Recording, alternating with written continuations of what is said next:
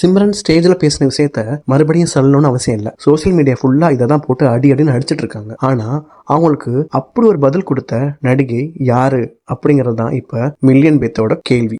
கேள்வி கேட்டதுக்கே ரத்தம் கக்க வச்சுட்டா நம்ம வாய் வேற சும்மா இருக்காரா சாமி? இந்த விஷயத்துல அதிகமா அடி வாங்குறது யாருன்னு பாத்தீங்கன்னா நம்ம ஜோதிகா தான். ஏன் அப்படின்னா வர ஜோதிகா கொடுத்துட்டு இருக்க ஸ்பீச் தான் இதுக்கெல்லாம் காரணம். இதுக்கு முன்னாடி கூட தஞ்சாவூர் கோவில் அந்த மேட்டரை பத்தி எல்லாம் பேசியிருக்காங்க. அப்பெல்லாம் வராத எதிர்ப்பு தமிழ் சினிமாவை பத்தி அவங்க பேசின சில விஷயங்கள் தான் அவங்களுக்கு எதிராக திரும்பிட்டு இருக்கு.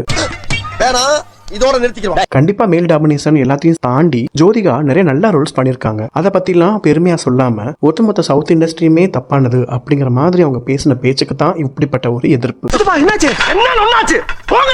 அடுத்ததா அதிகமா அடி வாங்கிட்டு இருக்குது யாருன்னு பாத்தீங்கன்னா நயன்தாரா, த்ரிஷா. நிஜமாவே த்ரிஷாக்கும் இதுக்கும் எந்த சம்பந்தமும் இருக்கிற மாதிரி தெரியல.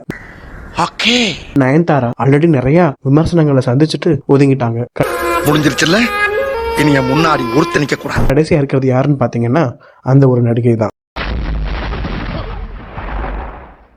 சிம்ரன் என்ன சொன்னாங்க, ஒரு படத்தை பார்த்துட்டு இந்த கேரக்டர்ல நீங்க நடிச்சது ரொம்ப ஆச்சரியமா இருக்கு அப்படிங்கறத சொல்லியிருக்காங்க. அதுக்கு அந்த நடிகை ஆன்டி ரோல்ல நடிக்கிறத விட இது எவ்வளவோ சிறந்தது அப்படின்னு சொல்லியிருக்காங்க.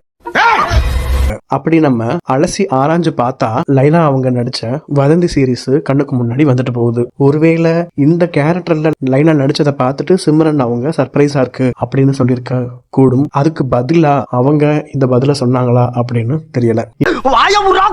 இது எப்படியோங்க, எந்த ஒரு துறையையும் நம்ம கீழ்த்தரமா பேசக்கூடாது. எந்த ஒரு தொழிலையும் சக ஊழியர்களை மதிக்கணும். அப்படி பண்ணலைன்னா இப்படிதான் அடி வாங்குவாங்க. யாரு அப்படிங்கன்னு உங்களுக்கு எதுவும் கருத்துக்கள் இருந்தா கமெண்ட் பண்ணுங்க. மீண்டும் ஒரு நல்ல வீடியோவில் சந்திக்கிறேன். நன்றி.